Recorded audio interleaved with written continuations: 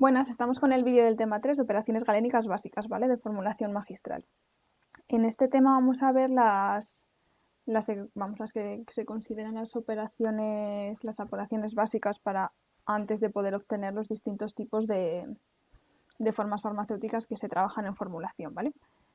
Las principales van a ser eso, la división de sólidos, que al final es poder triturar, mezclas pulverulentas, que consisten en hacer las mezclas, las extracción con disolventes, que vamos a conocer diferentes tipos de extracciones, la filtración, que aunque no se considera de las operaciones galénicas básicas, conviene conocerla, igual que la evaporación, que es al final la pérdida total o parcial de cualquier líquido, y si es total pasaríamos a lo que es la desecación e incluso la liofilización, ¿vale? Las operaciones galénicas básicas son los procedimientos empleados para la preparación y obtención de las materias primas que van a dar lugar a una forma farmacéutica, ¿vale? Las podemos dividir en división de sólidos, mezclas pulverulentas, la extracción con disolventes, la filtración, la evaporación y ya por último desecación y liofilización, ¿vale? El proceso de liofilización es bastante complejo, pero bueno, lo vemos un poquito por encima para que lo conozcáis, ya que hay muchos medicamentos, incluso alimentos que se desecan por este método. Respecto a la división de sólidos, pues al final necesitamos muchas veces tener partículas más pequeñas, es decir, dividir sólidos grandes en unos sólidos un poquito más pequeños, porque así conseguimos aumentar la superficie de contacto y facilitamos la disolución o la suspensión cuando estamos ya trabajando sobre todo con jarabes, disoluciones o suspensiones, ¿vale? Por eso es bastante interesante. Simplemente consiste en hacerlas más pequeñas, o sea, reducir el tamaño, es decir, pulverizarlas y tenerlas un poco más pequeñas y nos facilite el trabajo. Es decir, nosotros vamos a trabajar con sustancias sólidas y lo que vamos a conseguir va a ser un polvo que es una partícula sólida más pequeña. ¿Con qué y de qué manera podemos conseguir esto? Pues dependiendo del tipo de material, si este va a ser muy duro, pues por compresión o percusión lo vamos a conseguir. Cuando son blandos es preferible hacer un desgarramiento o rotura, y cuando son frágiles pues se hacen por abrasión o fricción o cizallamiento, ¿vale? ¿Con qué lo vamos a conseguir? Pues bueno, depende de dónde vayamos a estar trabajando. Es verdad que en la industria se usan los tornillos de muelas, los micronizadores, pero es verdad que nosotros en la oficina de farmacia con lo que vamos a trabajar más es con el mortero, que nos permite, aunque sea con cantidades pequeñas, una obtención de polvo muy eficaz. ¿Qué va a pasar también? ¿Qué tenemos que hacer cuando ya hemos conseguido nuestras pequeñas partículas? Pues que tenemos que asegurar su tamaño. Para eso se realiza uno de los puntos de control de productos, lo podéis encontrar, el PNT, el de tamización, que consiste en ir pasando nuestro sólido, nuestro polvo por los distintos tamices que tienen distinta apertura de tamiz, y así podemos asegurar el tipo de tamaño que vamos a tener, si se encuentran dentro de unos parámetros, ¿vale? No tienen que ser todas las partículas exactamente iguales, pero sí está dentro de unos parámetros. Es un proceso muy sencillo, lo podéis ver si queréis aquí, pero es eso, ir pasando por los distintos tamices para que, digamos, se mantienen entre estos márgenes, así que tiene un tamaño de polvo muy fino, muy grueso o muy fino.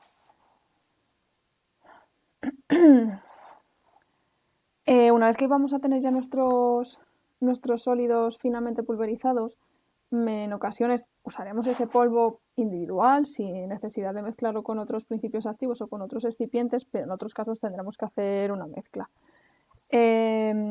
Para hacerlo de una forma homogénea, pues vamos a tener distintos elementos. En la industria hay, como los rodillos y los mezcladores en V, que es verdad que hacen unas mezclas muy eficaces, pero bueno, es muy difícil de encontrarlos en la oficina de farmacia. En la oficina de farmacia pues vamos a usar nuestros morteros o frascos agitadores, que los frascos agitadores realmente lo que hacen es como lo que harían estos tubos que van girando y van girando, pero haciéndolo con la mano, vaya. Pero bueno, como son cantidades pequeñitas, aseguramos la homogeneidad sin problema. Luego, para controlar la mezcla, pues se tienen que hacer diferentes controles. Muchas veces, si tenemos polvos de dos tonos, de dos colores, es muy fácil hacerlo, porque con un análisis visual vamos a saber si está mezclado de forma homogénea. Sin embargo, en caso de que esto no se pudiese hacer así, habría que hacer un control en el que se tuviese que comprobar con una pequeña muestra si de verdad la cantidad que hay de un producto, de un excipiente o de una mezcla de varios productos es la correcta. Os pongo también aquí la granulación. En primer lugar, porque es verdad que en la oficina, o sea, en formulación se pueden preparar granulados. Y además también porque es un proceso previo para la obtención de comprimidos, que aunque no lo veamos nosotros en formulación magistral, también es interesante conocerlo, ¿vale? Lo veremos más profundamente en el tema en el que trabajamos los sólidos, los polvos y posteriormente las cápsulas, ¿vale? Porque también se hacen granulados para luego encapsular. Es simplemente, bueno, cuando nosotros tenemos un polvo, lo que hacemos con la granulación es conseguir pequeños agregados pues, de varios principios activos o de un principio activo con un excipiente que haga que se disuelva mejor o que con un principio activo y un saborizante para que no sepa rayos. Es simplemente pues eso, conseguir como nosotros tener varias sustancias y juntarlas en un granito, un gránulo un poquito más grande para que estén presentes, ¿vale? Todas las que necesitemos. La extracción con disolventes la vamos a usar sobre todo cuando queremos sacar compuestos que se encuentran en las plantas. Es decir, muchas de las sustancias, muchos principios activos que se usan en fitoterapia tienen que obtenerse por algún tipo de esta extracción. Dependiendo de si esos compuestos sean solubles en agua o no sean solubles en agua, pues usaremos solventes acuosos, el agua mismo, o si no ya pues solventes apolares de naturaleza orgánica, que son un poco más tediosos de usar, pero que se emplean también para poder conseguir este tipo de principios activos. Podemos diferenciar por tipos de extracción, bueno, la mecánica por expresión, que sería simple, o sea, por incisión o expresión sería una extracción mecánica, que claro, sería simplemente por incisión cortar y sacar el líquido que contengan ese principio activo, y por expresión sería simplemente pues como sacar el zumo de una naranja, ¿vale? Si es posible así, genial, pero claro, normalmente no es posible así y necesitamos hacer extracciones con disolventes. De líquido líquido, pues si son restos ya que tenemos de un líquido previamente extraído, o de sólido líquido, que esto es directamente meter en las partes interesantes, que son las que sabemos que hay principios activos de esa planta, y usar los solventes correspondientes para hacerlo. Tenemos que diferenciar pues, los tipos que va a haber. Maceración, bueno, que se usa para partes blandas y duras, la decocción para partes más duras, la infusión, las partes blandas, y evidentemente infusión, si estáis pensando en las infusiones que nos hacemos en casa, es exactamente eso, ¿vale? La digestión es muy similar a la infusión, pero durante mucho más tiempo. La percolación y la extracción con Soxhlet ya se hacen a nivel industrial, pero es al final un poquito lo mismo, pero durante mucho más tiempo, aprovechando el solvente para que sea una extracción todavía más eficaz. Lo que os comentaba aquí normalmente suele ser agua, aunque también pues, podemos usar otros como alcohol, o algunos incluso pues, disolventes gaseosos o orgánicos para algunas sustancias que no sean solubles en alcohol o en agua. La que más usamos en farmacia es la maceración, ¿vale? Que ni siquiera necesita temperaturas altas ni nada. Y sin embargo en la industria pues la que más se usa es Soxhlet, porque Soxhlet, os he dejado un vídeo, pero lo que hace es reutilizar además el solvente. Entonces, claro, es un método muy, muy eficaz. En la percolación, pues hay una maceración, pero el disolvente va a pasar a través de la droga de arriba abajo. Entonces, también vamos a conseguir que se renueve nuestro disolvente y vamos consiguiendo además una mayor concentración del principio activo. Bueno, aquí os recuerdo lo del proceso de destilación para que tampoco haya lío, porque son cosas así que parecen parecidas, pero en destilación lo que vamos a hacer es separar los componentes que tenemos en un líquido, ¿no? Es al revés. Y como los distintos compuestos que tenemos en ese líquido van a tener distintos puntos de ebullición, nosotros vamos subiendo la temperatura hasta conseguir el punto de ebullición de la sustancia que queremos separar, la que nos venga bien en ese momento. Los extractos que vamos a tener que no vamos a obtener van a ser más fluidos o menos fluidos. Y luego además también los podemos concentrar un poco si luego podemos quitarles un poco de agua. Entonces vamos a tener extractos fluidos, blandos o finos, que ya son como más semisólidos, incluso secos, si les podemos conseguir quitar toda la cantidad de agua posteriormente.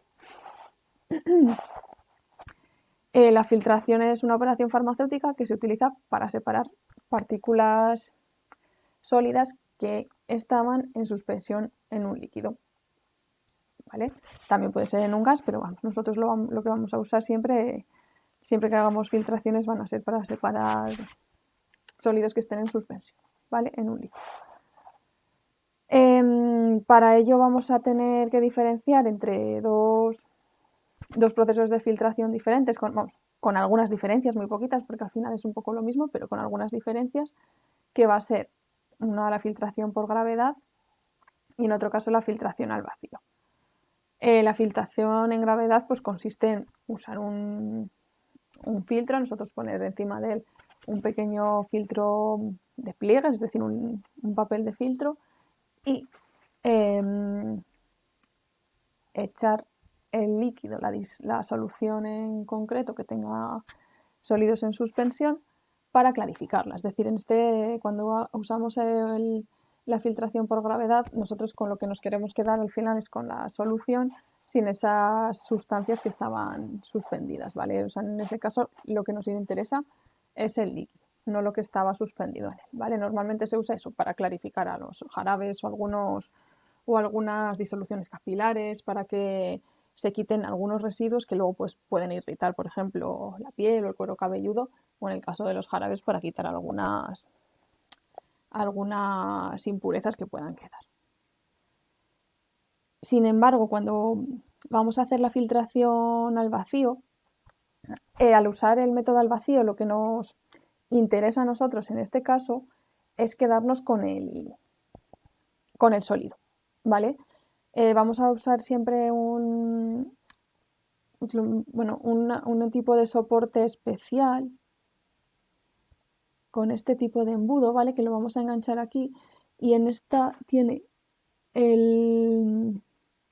una apertura que podemos conectar a un grifo para hacer un sistema de vacío y entonces nosotros vamos vertiendo aquí, ¿vale? Aquí este es el dispositivo especial para hacer el filtrado, está lleno de agujeritos, de pequeños agujeritos, ponemos un filtro un poquito más pequeño que justo el diámetro que nos deja y vertemos por aquí y como hace el vacío nos va quedando el líquido aquí en el final y no nos queda luego al final nada de sustancia líquida en lo que es el filtro. Entonces por eso lo hacemos cuando nos queremos quedar con el compuesto sólido, ¿vale? Este tipo de matraz se llama matraz Kitasato, que es específico para hacer este tipo de filtración, ¿vale? Y el embudo en este caso es un embudo Buchner que se llama, que son materiales de laboratorio que se emplean para esta técnica de filtración. Sin embargo, es verdad que en la filtración por gravedad, que tenemos aquí el dibujo, pues realmente son los filtros que realmente conocemos nosotros y que se pueden usar para cualquier otra cosa. Nosotros ponemos el filtro, ponemos luego debajo un Erlenmeyer en el que queramos recoger el líquido a clarificar y ya está, no hay ningún problema. Lo único que es verdad que normalmente se hacen este tipo de filtro de pliegues para aumentar un poco también la superficie de filtrado, ¿vale? Y que no se sature tanto a la hora de hacer una filtración un poco más con más rendimiento, ¿vale?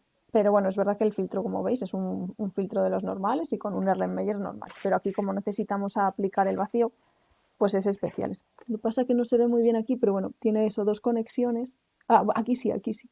Para que haga la conexión con el vacío, ¿vale? Para que nosotros podamos hacer ese vacío y quedarnos simplemente con el residuo sólido que está en la parte de arriba del filtro Brunner. De todas formas, imaginaros que, por ejemplo, nos queda un poquito de residuo en este, o sea, de residuo no, que no está del todo seco, que sí que está filtrado, pero es verdad que se nota a lo mejor todavía humedad.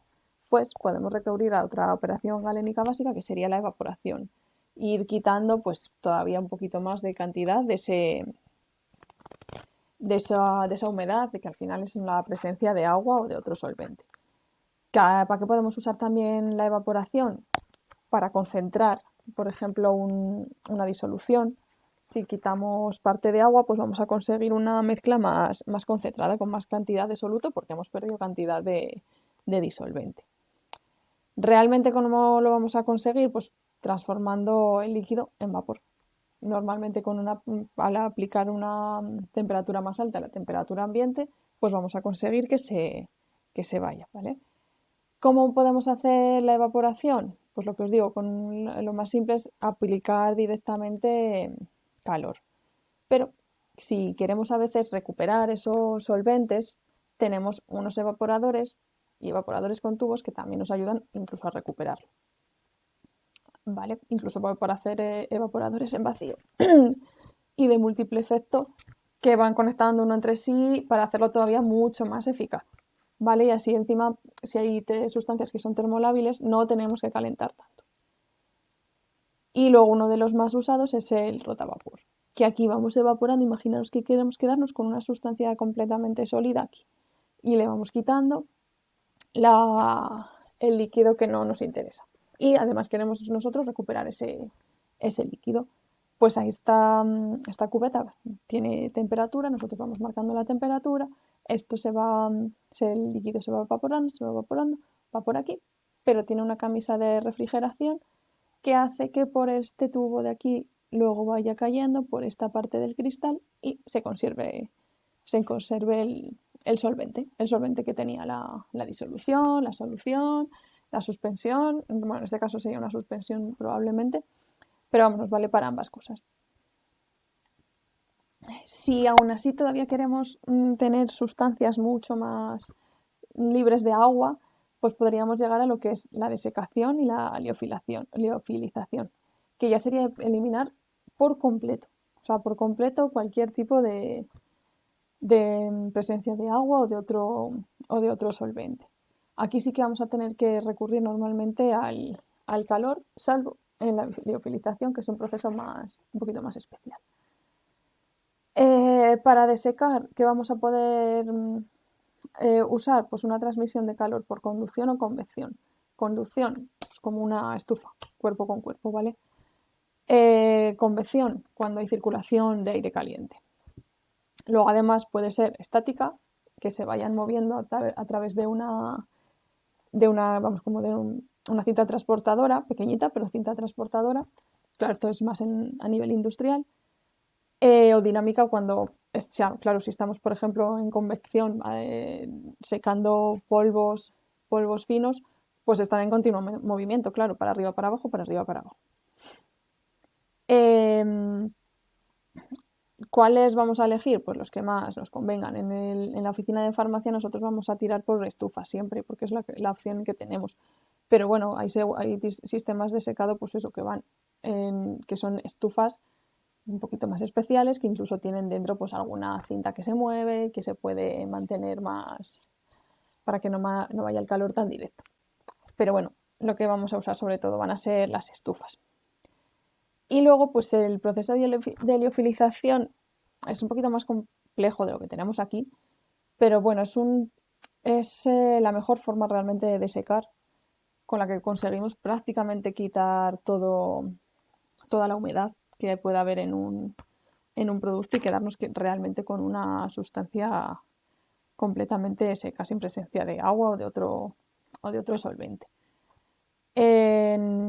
Vamos, en la desecación y en la evaporación, Claro, estábamos hablando de quitar el agua mediante el paso del líquido de líquido a vapor, ¿vale?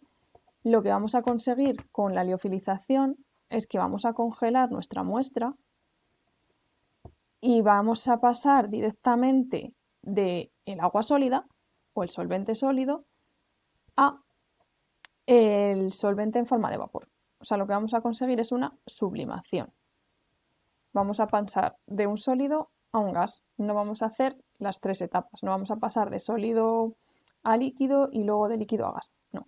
En este caso lo hacemos directamente. Por eso al final es mucho más eficaz. Es verdad que tenemos que tener controlados muchos parámetros, no solo la temperatura. Uy, perdona, aquí. O sea, no solamente la temperatura, pero vamos a conseguir que se pierda todo el agua, ¿vale? Entonces, claro, va a tener la primera fase va a ser una congelación a unas temperaturas bastante bajas, ¿vale? Luego, bueno, lo bueno también es que podemos en esta parte almacenar distintos procesos congelados sin que se estropeen, claro. Y luego se produce un calentamiento para que sea el paso para que se pueda pasar desde el punto de sólido a vapor, ¿vale? Y entonces luego en el momento en el que ya se evapora, se elimina el vapor de una forma muy eficaz para que no quede absolutamente nada y entonces conseguimos tener un producto completamente seco. Es verdad que tenemos que tener un control de la presión, ¿vale? Para que se produzca la sublimación. Si no tenemos la presión adecuada, no lo podemos conseguir. Pero normalmente los liofilizadores vienen con unos registros y controles para que se pueda hacer de forma muy eficaz. Y si os dais cuenta, cuando los productos liofilizados, ya no solo en los medicamentos, que eso normalmente son los viales que se tienen que resuspender luego en agua para poder convertirlos en inyectables, pero también si os fijáis, algunos alimentos que son liofilizados tienen una presencia bastante peculiar por la ausencia que tienen de agua, ¿vale? Pues este es el nuevo tema, es muy sencillo, ya veréis, y os dejo que le echéis un vistazo tanto a este como al interactivo, que os viene con algún vídeo que así es un poquito más entretenido.